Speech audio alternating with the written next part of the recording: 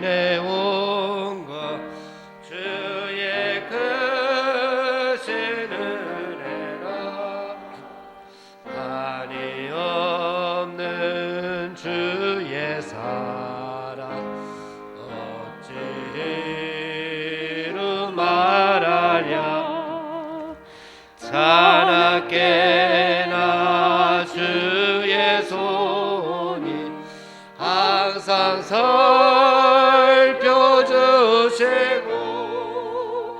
모든 일을 주 안에서 형통하게 하시네.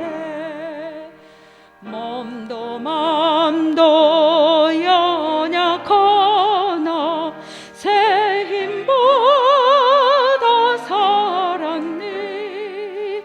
물 붓듯이 부시는 주의 은혜 족하다.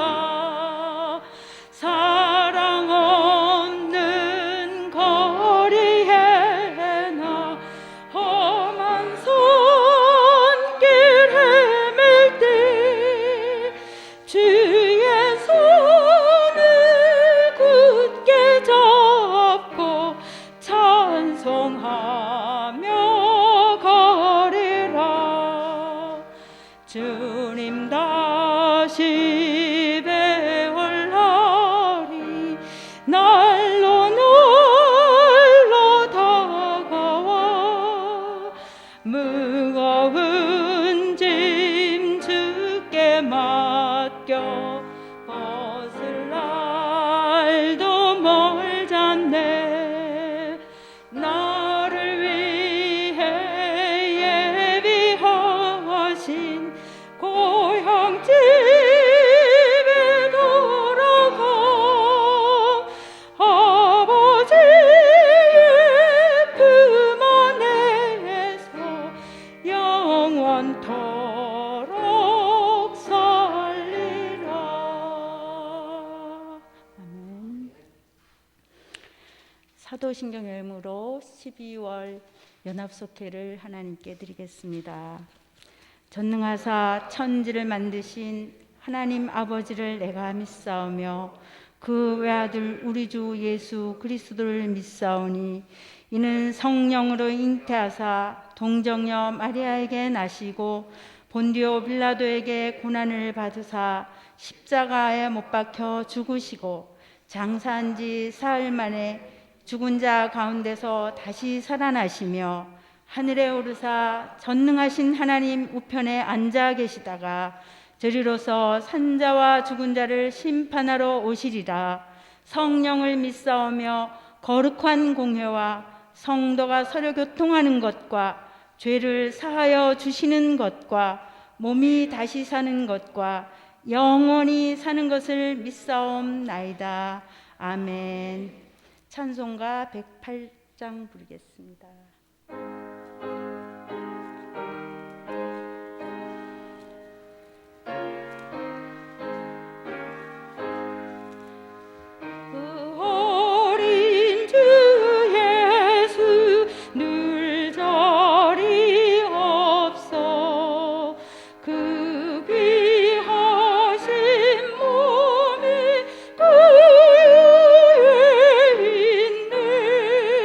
저 하늘별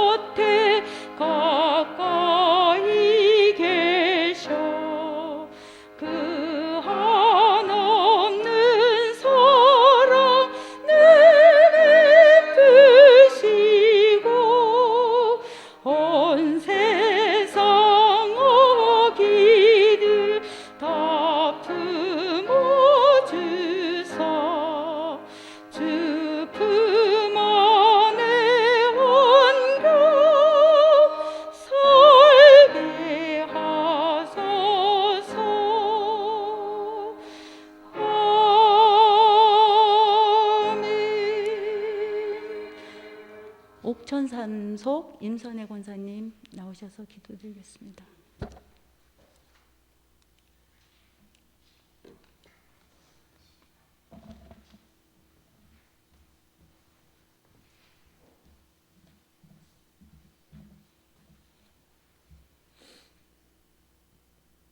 어린아이들이 내게 오는 것을 금하지 말라 말씀하신 주님, 저희들 삶의 주인이시고 저희들을 항상 사랑으로 인도하여 주시니 너무너무 감사를 드립니다. 저희들의 삶을 지켜주시고 은혜 가운데 살게 해주심에 감사를 드립니다. 코로나라는 무서운 바이러스가 저희들의 삶을 위협하는 가운데 있지만 주님께서 지켜주심에 감사를 드립니다. 2021년 또한 지켜주신 주님께 감사를 드립니다. 이 추운 겨울 어려운 이웃을 돌아보게 하여 주시옵시고 주님의 사랑을 전하게 하여 주시옵소서. 이 시간 주님께 드려지는 예배를 온전히 받아주실 것으로 믿고 감사드리며 예수님의 이름으로 기도드렸습니다. 아멘.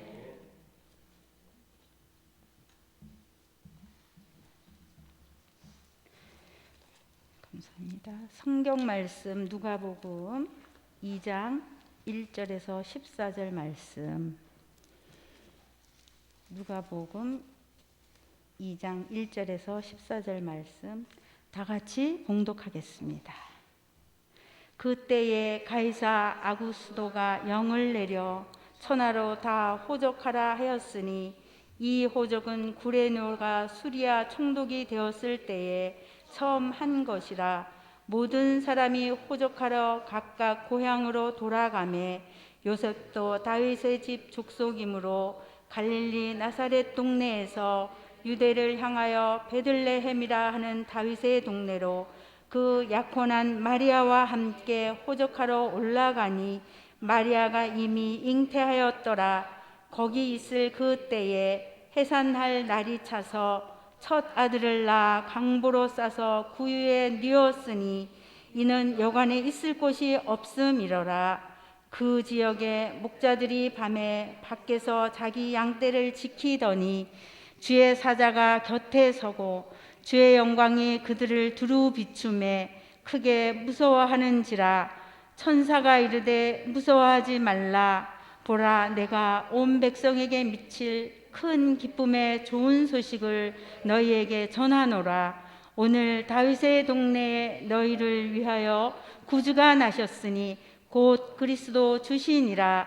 너희가 가서 강보에 쌓여 구유에 뉘어 있는 아기를 보리니 이것이 너희에게 표적이니라 하더니 호련히 수많은 천군이 그 천사들과 함께 하나님을 찬송하여 이르되 지극히 높은 곳에서는 하나님께 영광이요 땅에서는 하나님이 기뻐하신 사람들 중에 평화롭다 하니라. 아멘. 이 시간 우리 말씀 나눌 때 모두 은혜의 시간 되기를 바랍니다. 오늘 12월 24일 52과 본문입니다. 속회공과 170쪽에 있는 52과의 기쁨의 좋은 소식이라고 하는 공과입니다. 1년 동안 속회 잘 들으셨습니까? 한 번도 못 들으셨나요? 네. 올해 속회를 그래도 한두 번 드린 속은 있긴 해요. 네. 모르게 알게 또 모여서 속회를 드린 속회도 있는 줄 압니다. 또 주일날 또 모여서 이렇게 친교하면서 속회를 나누었던 속회도 있긴 합니다. 또 근데 우리가 기본적으로는 속회가 진행이 되지 못하고 계속해서 연합속회 형식으로만 우리가 진행을 했습니다. 내년에는 좀 좋아져서 속회를 진행했으면 좋겠다라고 생각을 했는데 또 이상한 또 바이러스가 하나 또 오더니 그 바이러스로 인해서 또 뭐 요즘 6,000명, 7,000명 또 이렇게 급증하고 있어서 또 시작은 어렵겠지만 그래도 그 가운데 또 뭔가 하나님의 뜻이 있을 줄 믿고 또 내년을 맞이했으면 좋겠습니다. 1년 동안 수고했던 우리 인도자님들, 속자님들 고생 많으셨습니다. 마음고생이 얼마나 크셨겠습니까? 그죠? 모이면은 모이는 대로 마음고생이 있고 못 모이면 못 모이는 대로 또 마음고생이 있는 게 또 지도자들인 것 같습니다. 그래서 못 모이면은 또 못 모여서 인도자분들, 속장들이 또 가슴 아파하고 미어지죠, 뭐 그 마음이. 그래도 또 1년 동안 수고하셨던 인도자님들, 속장님들 이 시간을 빌어서 감사를 드립니다. 또 속회를 위해서 수고해 주신 우리 우명숙 장로님, 윤현자 권사님 또 감사를 드립니다. 또 내년에 수고해 주실 우리 인도자님들, 속장님들 또 속도원들 여러분들도 힘을 내서 가정에서 모이지 못하더라도 함께 주일에 뭐 잠깐 얼굴 보고 친교를 나누면서 모여서 속회는 드리지 못할 수도 있겠지만 함께 속회원이다. 우리가 함께 공동체를 이루고 있다라고 하는 것 여러분들 꼭 기억하시고 내년에도 그렇게 보냈으면 좋겠습니다. 오늘은 기쁨의 좋은 소식입니다. 기쁨의 좋은 소식. 이제 이번 주 토요일이 성탄절입니다. 요즘은 성탄 분위기도 잘 안 나죠? 집에 트리를 혹시 만들어 놓은 가정이 있나요? 조그만 거라도? 김길자 원사님. 그럼 분위기라도 좀 나겠죠? 또 있으신가요? 장로님 댁 혹시 트리 같은 거 안 해놓으셨나요? 대표로 저기 시청에 가면 크게 해놨기 때문에 제가 여러분들 거기 지나다니면서 트리 보시면 될 것 같고 우리도 박옥기 집사님이 트리를 좀 휘황찬란하게 하지 않고 또 코로나 시대에 맞춰서 겸손하게 트리를 만들어 놓았습니다. 요즘 잘 크리스마스 분위기가 나지는 않습니다. 또 젊은 애들도 뭐 초등학생 뭐 어린애들도 잘 성탄절 분위기를 이렇게 우리가 으쌰으쌰 해서 하면은 좋을 텐데 또 요즘 그러지도 않고 또 성탄절 발표회라도 좀 하면은 그래도 애들이 좀 모여가지고 뭐 연극도 준비하고 성경도 암송하고 뭐 이렇게 할 텐데 요즘 또 그런 것도 할 수가 없기 때문에 분위기가 좀 나지는 않지만 이런 가운데에서 성탄이 주는 의미가 무엇일까? 어떻게 보면은 그동안 너무 성탄절을 주객이 전도되어서 지내왔던 것 우리가 반성하고 회개하면서 이런 성탄절을 보내면서 성탄절의 주인공이 예수님이구나. 성탄절의 주인공이 이 시대, 이 세상 풍습이 아니라 예수님이구나 라고 하는 것을 우리가 다시 한번 깨달았으면 좋겠습니다. 세상 사람들도 우리 교회를 다니는 사람들 말고 세상 사람들도 좀 성탄절이 뭐 자기들 먹고 마시고 즐겁고 뭐 이런 날이 아니라 좀 예수님 앞에 차분히 감사할 수 있는 날로 보내면은 그것을 우리 예수님께서 기뻐하시지 않을까. 차분한 마음으로 예수님께서 나를 위해서 오심을 감사하면서 보냈으면 좋겠다라고 하는 생각이 듭니다. 오늘 누가복음 2장 1절에서 14절까지의 말씀입니다. 여기 보니까 성탄 첫날입니다. 지금 성탄절이 지난 지 2000년이 넘었는데 성탄절 첫 성탄절이에요. 그죠? 첫 성탄절에 누가 찾아옵니까? 누가복음에는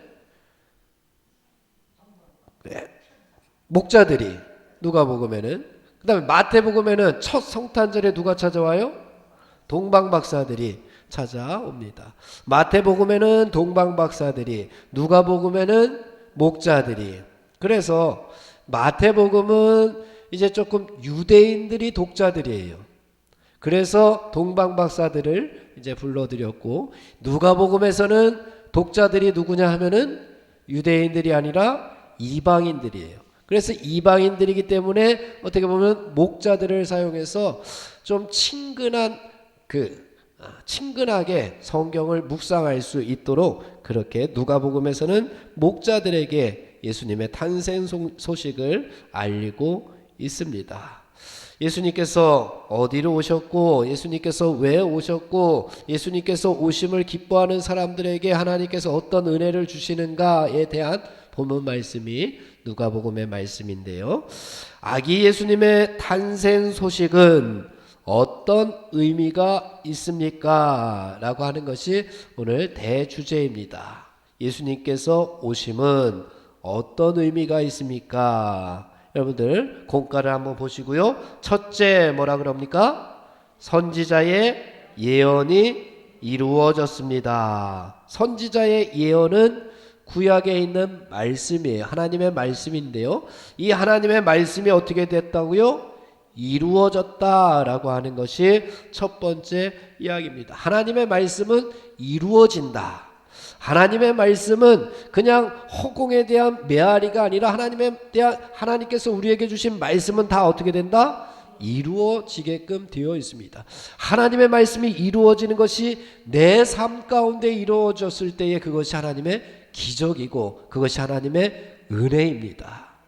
다른 사람들에게 이루어지는 것을 보았을 때 얼마나 부럽습니까? 하나님의 말씀에 다른 사람들을 통해서 이루어지는 것을 볼 때에 그것이 참 우리는 부러움의 대상인데, 그것이 내 삶 가운데 이루어졌다.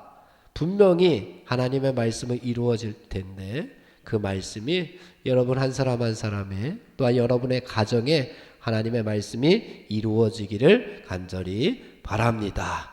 예수님께서 2000년 전에 오셨던 것처럼 예수님께서 내 심령 가운데 우리 가정 가운데도 오신다면 이 말씀이 또 오늘 이루어지는 기적을 여러분들이 체험하게 될 겁니다. 첫 번째, 선지자의 예언이 이루어졌습니다 라고 하는 말씀은 우리 옥천 삼속 사속 우리 인도자 되시는 임선혜 권사님께서 우리 함께 묵상해 주시도록 그렇게 하겠습니다.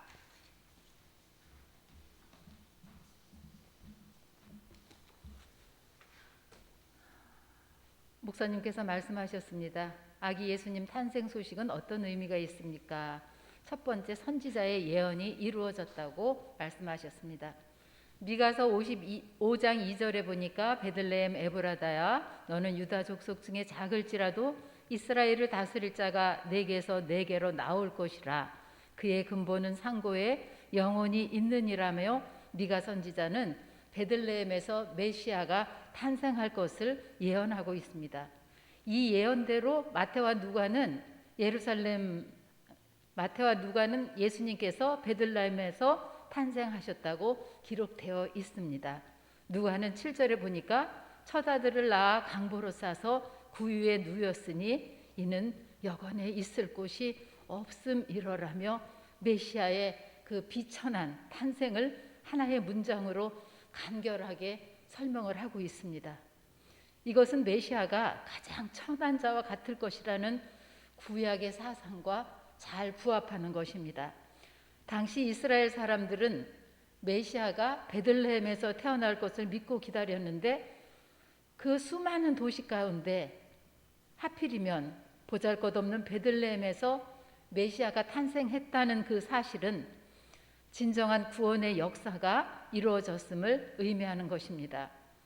이처럼 하나님께서는 큰 도시나 아니면 또 능력 있는 사람만을 선택해서 일하시지 않고 소외당하는 사람, 또 보잘것없는 사람이라도 언제든지 사용하신다는 것입니다. 우리도 늘 관심을 가지시고 돌보시며 기쁨과 위로가 되어주시는 분이 우리 주님이시라는 것을 꼭 믿고 기억하셔야 되겠습니다. 그리고 그들에게 선지자의 예언대로 구원의 참 기쁨과 위로가 되시는 그리스도를 보내주셨던 것입니다. 그리고 2장에 나오는 시므온과 안나라는 그 사람은 우리에게 잘 알려져 있지 않죠. 그렇지만 우리 교회에 안나 선교회가 있잖아요. 제일 어르신들. 기도 많이 하시는 분들이에요. 그러나 그 아기 예수님의 탄생의 비밀과 메시아 되심을 정확하게 인식한 사람이 시므온과 안나라는 분이에요. 시므온이 어떤 사람이고 안나라는 어떤 사람인가를 설명하고 마치겠습니다. 25절에 보니까 시므온이라는 사람이 있었는데 이 사람은 의롭고 경건하여 이스라엘의 위로를 기다리는 자라라고 말씀하고 있어요. 그 다음에 36절에 보니까 안나 선지자는 아셀 지파 바누엘의 딸로서 나이가 많고 결혼한 후 7해 동안 남편과 살다가 과부가 되어서 84세가 되었어도 성전을 떠나지 않고 주야로 금식하며 섬겼다고 기록하고 있습니다. 우리들도 하나님께 쓰임 받기를 간절히 사모해야 되겠습니다.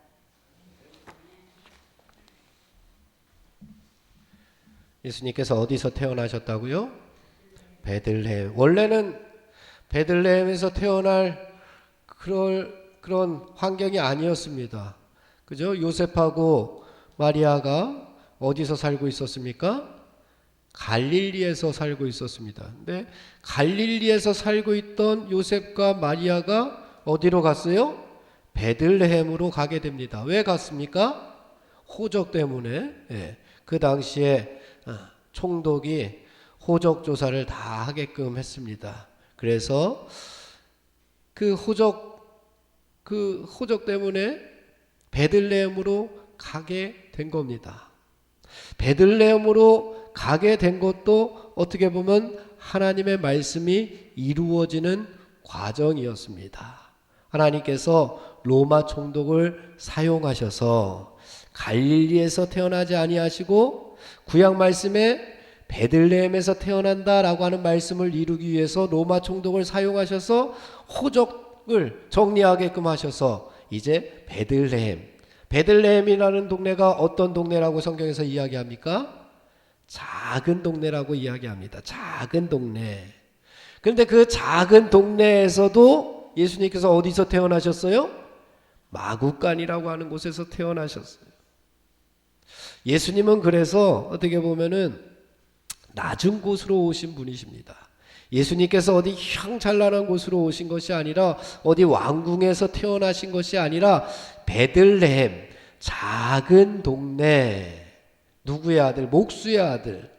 그리고 천한 그 마구간에 예수님께서 오셨다라고 하는 이 모든 사실들은 낮은 곳으로 예수님께서 오셨다. 예수님의 가르치심이 여기에 있습니다. 태어나실부터 예수님께서는 우리에게 교훈을 주시는데 바로 낮은 곳으로 모든 것을 다 비워주심으로 말미암아 우리에게 은혜가 됩니다. 천사들이 목자들에게 소식을 전해줍니다. 이 목자들이 어디에서 무엇을 하고 있었습니까? 말씀해 보니까 어디에서 무엇을 하고 있었죠? 목자들이 8절 말씀해 보니까 목자들이 밤에 밖에서 자기 양떼를 지키더니, 예수님의 탄생 소식을 들었던 목자들이 뭐 하고 있었어요? 지금 야근 중이었습니다. 야근 중이었어요. 요즘 말로 하면 야근 중이었어요. 그죠? 주인은 아마 들어가서 잤을 거고 천막 안에서 자고 있었을 거고, 이 목동들은 지금 야근 중이었어요. 밤에 이 양들이 혹시 맹수들에게 공격받지 않으려나, 혹시 밤에 이 양들이 혹시 아프지는 않으려나, 춥지는 않으려나, 뭐 어떻게 되지 않으려나 하면서 밤에 밖에서 자기 양떼를 지키고 있었다라고 하는 겁니다. 여기서 지키더니라고 하는 이 단어가 현재 분사형으로 되어 있습니다. 목자가 자기에게 맡겨진 사명을 충실히 감당하고 있었다라고 하는 모습을 보여주는 단어가 지키더니라고 하는 거예요. 지금 자신에게 맡겨진 사명에 충실하지 못하면 예수님께서 오신다라고 하는 이 사실이 어떻게 보면 부담이 될 수가 있습니다. 그죠? 아, 예수님 좀 이따 오십시오. 네? 내가 아직 할 일 다 못했는데. 지금 내가 사명에 충실히 잘 감당하고 있으면 예수님께서 언제든지 오시든지 뭐 상관이 없습니다. 오늘 오셔도 예수님 내가 여기 있습니다 라고 자신 있게 나아갈 수 있지만, 그 사명을 잘 감당하지 못하고 차일피일 미루고 있을 때, 내일 하지 뭐 내년에 하지 뭐 좀 내가 좀 큰 다음에 돈 많이 번 다음에 하지, 이렇게 미루고 있는 사람에게는 예수님께서 오심이 부담이 되는 거예요. 하지만 이 목자는 지금 밖에서 양들을 지키고 있었습니다. 하나님께서 주신 사명을 잘 감당하고 있을 때에, 그때에 예수님께서 오셨다라고 하는 소식이 이들에게는 기쁨의 소식일 수 있었던 겁니다. 사랑하는 성도 여러분, 여러분들에게도 성탄절이 이렇게 이 목자들처럼 기쁨의 좋은 소식이 되기를 주님의 이름으로 축원을 드립니다. 예수님께서 오셨다라고 하는 거, 예수님께서 오심, 이것이 기쁨의 소식 아닙니까? 그런데 우리가 조금 게을리하고, 우리가 성탄절이 이게 한 해의 마지막 때쯤 있으니까 참 좋은 것 같아요. 1년을 어떻게 생활했나 되돌아보면서 1년 동안의 삶 가운데 이제 마무리 지을 때 예수님께서 오시는 거잖아요. 그때에 내가 1년 동안 잘 감당을 했는가, 1년 동안 하나님께서 주신 사명, 하나님께서 주신 역할들, 하나님께서 주신 직분들 내가 잘 감당했는가, 가정에서는 잘 감당했는지, 교회에서는 잘 감당했는지, 또 일터에서는, 또 이웃과의, 친구들과의 관계에서는 내가 이것을 잘 감당했는지, 그러면 이 연말에 예수님께서 오심, 이 성탄절이 우리에게 기쁨의 소식이 될 수가 있습니다. 여러분들에게 다 예수님께서 오심이 기쁨의 소식들이 되기를 간절히 바랍니다. 둘째 다 같이 읽어보겠습니다. 시작. 메시아를 기다린 사람들에게 소망이 되었습니다. 처음에는 말씀이 이루어졌고요, 이제는 두 번째는 기다린 사람들에게 무엇이 되었습니까? 소망이 되었습니다. 이 이야기는 우리 냉천 일속 인도자 되시는 우리 현현옥 장로님이 우리 함께 묵상해 주시겠습니다.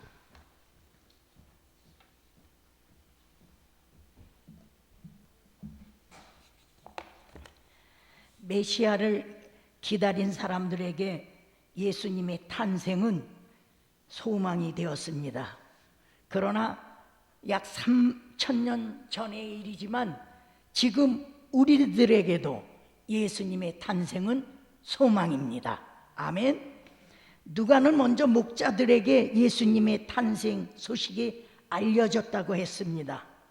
목자는 모두가 잠든 한밤에 밖에서 양떼를 지키며 자기 생업에 성실히 임하는 사람들입니다. 그래서 어떤 그 학자들은 그럽니다. 밤에, 이리 한 추운 겨울에 양을 왜 쳤겠는가? 근데 하나님께 제사를 드릴 양은 겨울에도 쳤다고 그럽니다. 그래서 크리스마스가 우리나라로 얘기하면 겨울이죠. 12월이죠. 그래서 한밤에 양떼를 지키며 자기 생업에 성실히 임하는 사람들은 뭔가 얻을 수가 있어요. 그러니까 우리도 성실해야 되죠. 그러니까 코로나 때문에 안 나오다가도 어떻게 나오는 날은 수지 맞는 날이 될 때도 있어요. 그렇죠? 네. 그래서 그런 목자들에게 예수님의 탄생 소식이 전해졌고, 그 소식은 고단하고 힘든 삶을 살아가는 사람들에게 소망과 용기를 가질 수 있는 계기가 되었습니다. 나아가서 예수님의 탄생은 메시아를 기다리는 모든 사람에게 놀랍고 큰 기쁨의 소식이 되었습니다.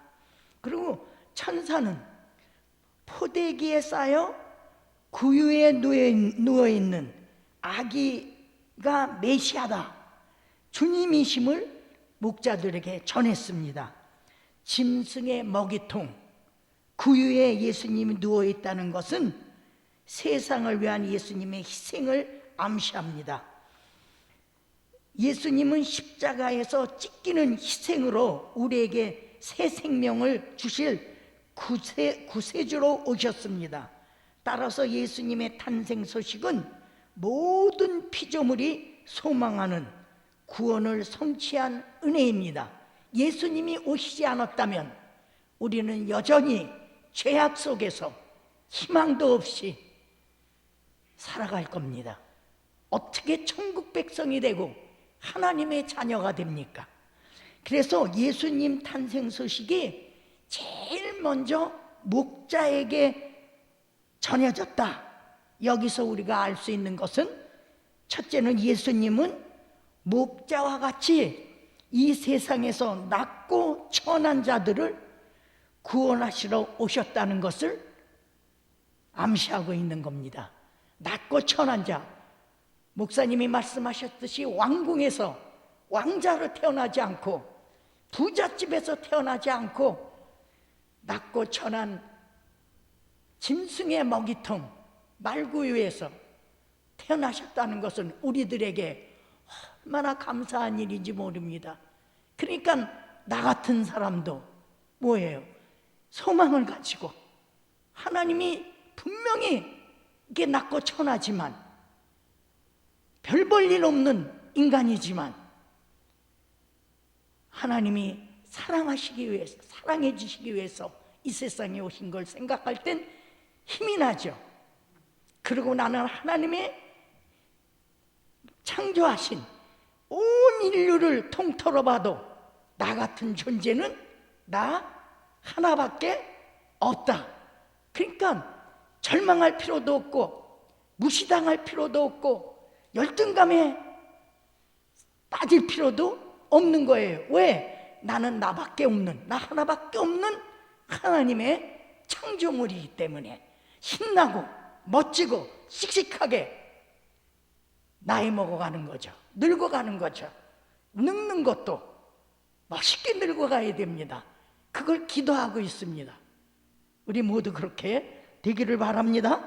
그리고 우리가 또 하나는 목자에게 제일 처음 예수님의 탄생을 알려줬다는 것은, 예수님은 목자 없는 양같이 유리방황하는, 그리고 어리석고 미련한, 그리고 병들고 마음이 아픈, 고난과 정말 절망 속에 있는 그런 사람들에게, 그런 사람들을 버리지 않고 누구께?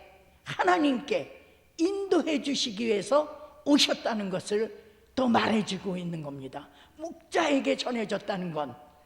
그 다음에는 예수님은 양들을 위해 목숨을 버리는 선한 목자처럼 당신의 몸을 하나님께 제물로 바칠 어린 양이심을 우리에게 알려줍니다. 이렇게 우리 주님은 그냥 대접받으러 오시지 않았습니다. 나는 대접받으러 온 게 아니라 섬기러 왔다. 나는 섬김을 받으려 온 것이 아니다. 난 섬기러 왔다. 우리도 크리스마스 성탄절을 맞이해서 섬기는 마음으로 그 다음에 희망 가운데서 몸이 아파도 마음이 외롭고 쓸쓸해도 우리는 소망 속에서 승리하며 사시기를 간절히 기원합니다.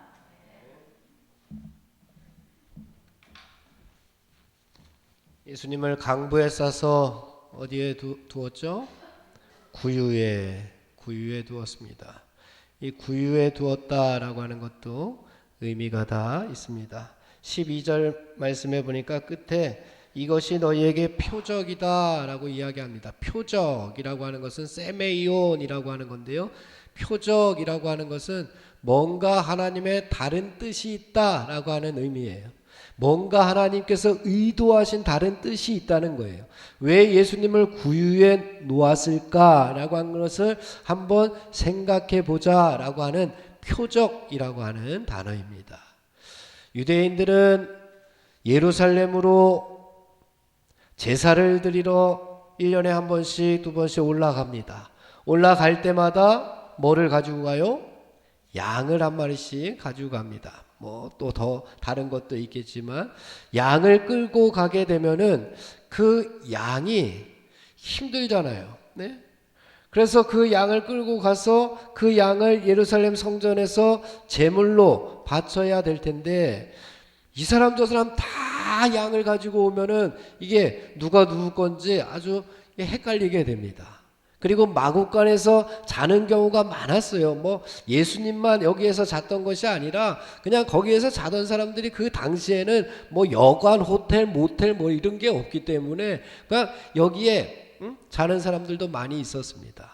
그래서 거기에 있는 양들이 또 다른 사람들이 가지고 온 양들과 내 양을 구별하기 위해서 자기 구유 옆에서 자는 사람들은 그 구유에 양을 올려놓았습니다. 다른 것과 구별하기 위해서. 이 양은 다른 양들은 여기서 키우던 양이지만 내 양은 지금 성전에 가져가서 제물로 바칠 그 양이다라고 하는 의미로 구유에 올려놓았습니다. 그래서 예수님께서 구유에 누우셨다라고 하는 뜻은 예수님께서 장차 무엇이 될 것이다? 제물이 될 것이다. 제물이 뭐예요? 하나님께 바쳐지는 희생물입니다. 희생 제물이에요. 그 당시에 무슨 제사를 많이 드렸느냐? 번제를 드렸습니다. 번제는 불로 다 태워서 하나님 앞에 드리는 거예요. 그래서 예수님께서는 이 땅에서 모든 것을 다 태워서 하나님 앞에 드려졌다라고 하는 것이 태어날 때부터 표적으로 이렇게 보여주신 겁니다. 그리고 무슨 제사를 또 드려요? 속죄 제사를 드립니다. 속죄는 무슨 이야기예요? 죄를 속해 주신 거예요. 그동안 지었던 죄를 다 속하기 위해서 속죄 제물이 되신 거예요. 누가? 예수님께서.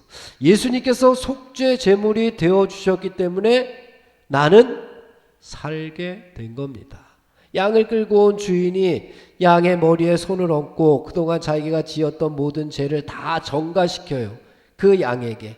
그 양을 하나님 앞에 드립니다. 내가 죽어야 되는데 나 대신에 누가 죽은 거예요? 그 양이 죽은 겁니다. 내가 죽어야 되는데 누가 죽은 거예요? 예수님께서 돌아가심을 의미하는 것이 바로 구유의 이었다라고 하는 표적을 가지고 있습니다. 예수님께서 오신 것 우리 기뻐할 수 있습니다. 기쁨이죠, 우리들에게는. 또 그 반면에 기쁨 반면에 감사가 있어야 됩니다. 예수님께서 나를 위해서 내가 죽어야 되는데 예수님께서 죽었으니 저 양이 얼마나 감사해요. 나 대신 죽어주는 저 양.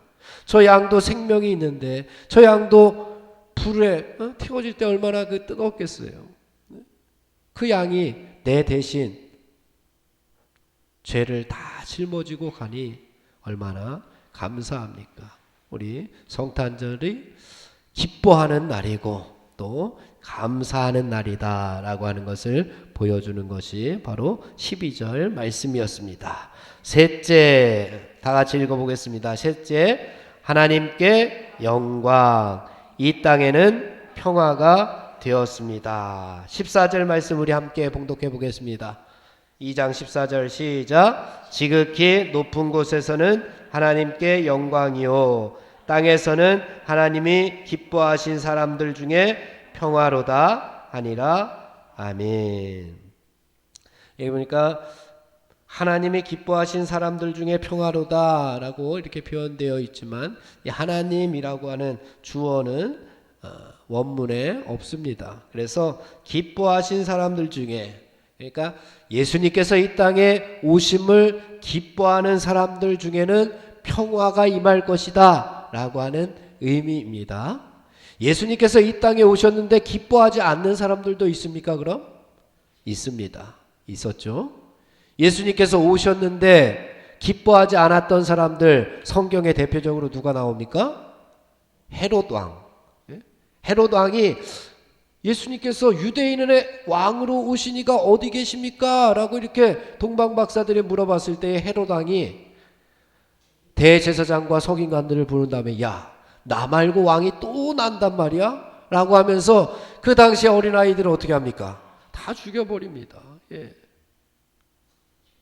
성탄절, 이 성탄의 반응들이 여러 가지가 있는데 헤롯은 이기주의적인 모습으로 자기 살겠다고 남들을 죽이는 겁니다. 이게 바로 어떻게 보면 지금 이 시대의 악한 세속의 풍습들이 아닐까. 성탄절과 좀 다르게 가고 있는 문화들, 그 문화들이 바로 헤롯 왕과 같이 예수님을 죽여버리고 있는 그런 모습들이 아닐까 생각을 해봅니다. 그래서 너무 세상적으로 성탄절이 나아갔던 것을 어떻게 보면 지금 하나님께서 좀 막고 계시지 않는가. 너무 성탄절이 교회 예수님 여기에 있어야 되는데 너무 성탄절이 세속적으로 변해가지고 세상 사람들이 더 즐거워하고 세상 사람들이 더 돈 많이 벌고 이런 모습들 너무 부패해지고 너무 타락해지는 성탄절을 하나님께서 좀 막고 계시지는 않을까. 그것이 바로 헤롯 왕이 보인 모습이에요. 예수님을 죽이려고 했던. 또 어떤 반응이 있습니까? 성탄 첫날 예수님께서 오셨는데 또 대제사장과 서기관과 바리새인들은 어떤 반응을 보였어요? 무관심했어요. 이들은. 헤롯 왕이 물어봤어요. 어디서 태어나냐? 그랬더니 이들이 뭐라 그래요? 베들레헴에서 태어난다고 성경에 기록되어 있습니다. 알고 있었던 거예요. 서기관과 바리새인들, 대제사장들은 메시아가 베들레헴에 태어난다고 하는 사실을 알고 있었음에도 불구하고 예수님께서 오심을 그냥 관심 없이 지나가 버리는 거예요. 동방박사들이나 목자들이나 천사들이 전하여 준 그 기쁨의 소식을 알기는 아는데 그냥 관심이 없는 거예요. 성탄절 예수님께서 오셨다. 예수님께서 나를 위하여 오셨다. 나 대신에 죽기 위해서 이 땅에 오셨다라고 하는 소식을 머리로는 알고는 있는데 관심이 없는 관심 밖이에요. 예수님은. 이거는 어떻게 보면 신앙이 없는 사람들의 모습입니다. 믿음이 없는 사람의 모습이에요. 예수님을 진실로 영접하지 못한 사람들의 모습이 바로 이들의 모습이에요. 성탄절이 나랑 무슨 관계가 있어? 성탄절 한번 예배 드리면 끝이지 뭐. 성탄절 친구들이랑 놀고 가족들이랑 지내면 끝이지. 그 가운데 친구들하고 지내고 가족들하고 지내고 뭐 연인들끼리 지내고 그 속에 예수님이 담겨져 있으면 상관이 없습니다. 그 속에 예수님이 담겨져 있으면 누가 뭐라 그럽니까? 하지만 가족들이 모여서 좋은 시간을 보내는데 그 속에 예수님이 없다면 바로 그 사람, 그 가정이 이 서기관과 바리새인들과 같은 겁니다. 연인들끼리 모여서 뭐 케이크를 하고 선물을 나누고 그 가운데 그래도 예수님께서 계시면은 얼마나 좋습니까? 그 가운데 예수님이 빠지게 되면은 그것이 바로 서기관과 바리새인들이 맞았던 첫 성탄의 모습이나 마찬가지입니다. 그러나 우리들은 어떤 사람들입니까? 우리는 하늘나라 백성들, 하나님의 자녀들입니다. 그래서 우리는 바로 우리 가운데 평화가 임할 수 있도록 이끌어야 된다. 그 말씀을 14절에서 우리에게 주시고 있는 겁니다. 14절에서 예수님께서 이 땅에 오셨는데 그 가운데 하나님께서 기뻐하시는, 그러니까 예수님께서 이 땅에 오심을 기뻐하고 있는 사람들에게 하나님께서 선물을 주시는데 무슨 선물을 주십니까? 평화의 선물을 주십니다. 평화의 선물을 주십니다.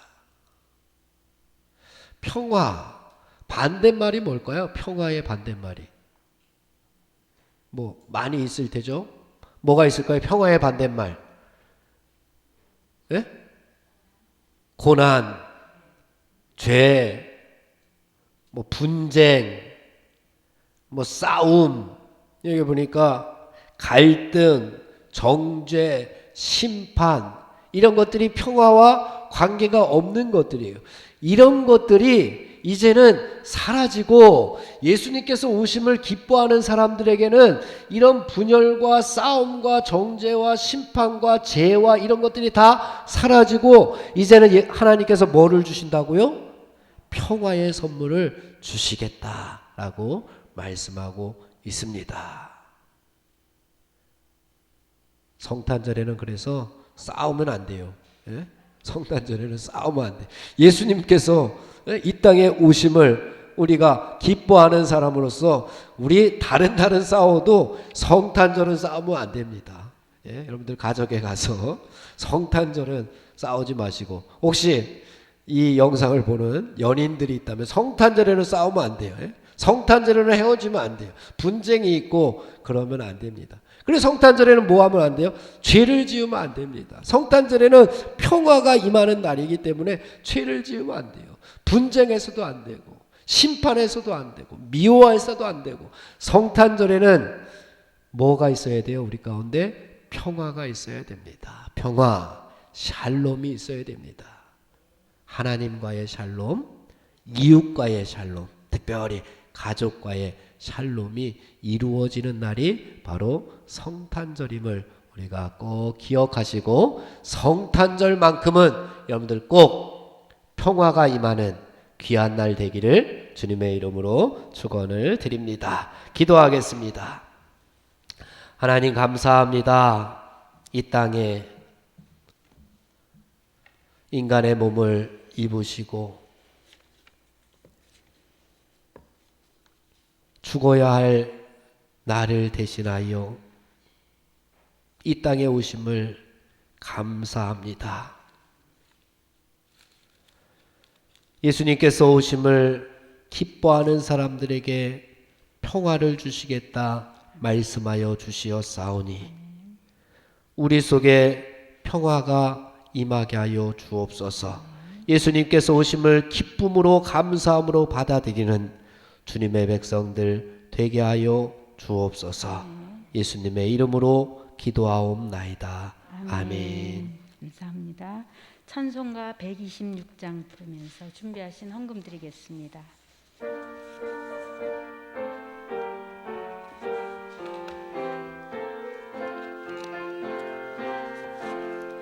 천사 찬송하기를 거룩하신 구주께 영광 돌려보내세. 구주 은혜를 나셨네. 크고 작은 나라들 기뻐하다 하여라. 영광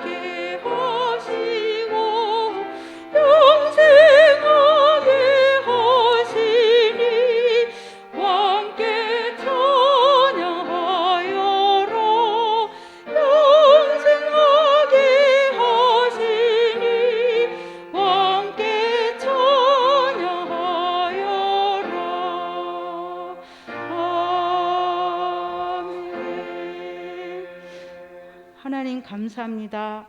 2000년 전 낮고 낮은 말구에 누이신 예수님을 생각합니다. 우리의 죄 때문에 낮은 곳으로 임하셔서 우리의 죄를 대속하신 예수님 감사합니다. 무엇으로 주님의 사랑을 갚을 수 있을까요?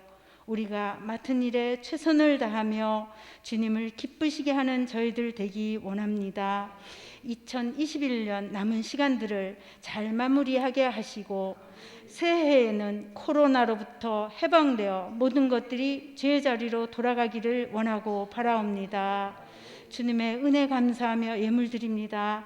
귀한 물질 주님의 지경을 넓히는 곳에 아름답게 사용되어지기를 간절히 바라고 원하며 우리의 예물을 기쁘시게 받아 주시옵소서. 하늘에는 영광 땅에는 평화의 복된 성탄일을 기다리며 우리 주 예수님의 이름으로 기도드렸습니다. 아멘. 감사합니다. 광고 드리겠습니다. 새해 공과가 나왔어요. 공과는 속장님들, 인도자님들 한 권씩 가져가시고요. 그 다음에 항상 그 공과를 뒤에다 비치해 놓을 테니까, 물론 뭐 개별적으로 하나씩 가져가면 좋은데 근데 이게 여유가 없는 것 같아요. 그러니까 속장 인도자님들 가져가시고, 다음 주 1월 담당은 옥천 사석에서 예배 담당해 주시겠습니다. 주님 가르치신 기도로 예배 마치겠습니다. 하늘에 계신 우리 아버지여, 이름이 거룩히 여김을 받으시오며 나라에 임하옵시며 뜻이 하늘에서 이룬 것 같이 땅에서도 이루어지이다. 오늘날 우리에게 일용할 양식을 주옵시고 우리가 우리에게 죄 지은 자를 사하여 준 것 같이 우리 죄를 사하여 주옵시고 우리를 시험에 들게 하지 말게 하시며 다만 악에서 구하옵소서. 대개 나라와 권세와 영광이 아버지께 영원히 있사옵나이다. 아멘. 감사합니다.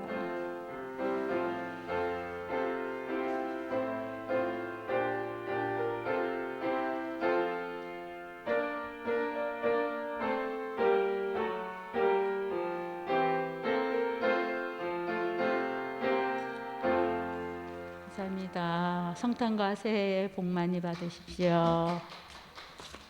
광고 말씀드리겠습니다.